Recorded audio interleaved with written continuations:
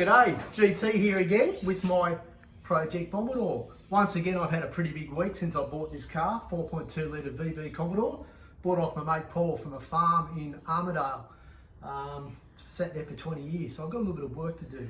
Now, last time we did a bit of a lap of car, I showed you the rust. I've actually begun working on the rust. I decided that instead of starting by getting the engine working, I thought I'd start at the back and fix the rust and move forward. So, boot floor is gone. And I've actually fabricated a new spare wheel well out of a section cut from a VN, a later model Holden Commodore, the VN spare wheel well. I'm actually quite proud of this. Yes, there is a little bit more rust to fix.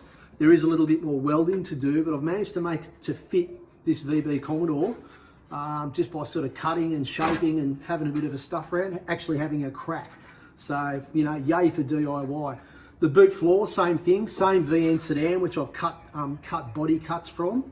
I'm yet to start fitting that floor to this boot, but as you can see, it's a fair sort of job. But I've got to say, I'm actually quite sore from drilling out spot welds, from cutting, from grinding. This week, I've probably put 15 hours into this car after work, and yes, I've been sleeping very well each night. So I've just showed you the boot floor. Obviously moisture's got in past the boot rubber and sitting around, it's rusted. The sills of this car are actually quite, well, one sill, the left sill is actually quite dreadful. Being a country car all its life, the sills have actually pretty much filled with mud and dust. And yeah, that's not real good for things.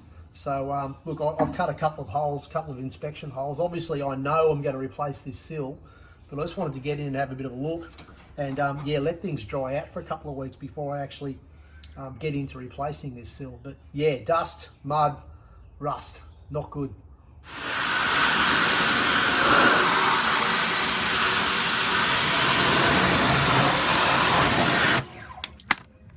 Yep, definitely a country car.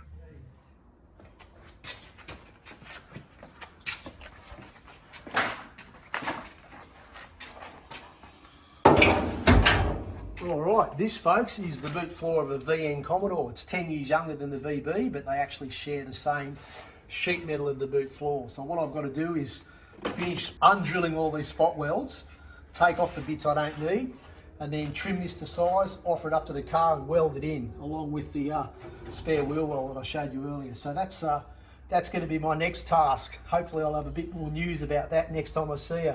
Thanks for watching.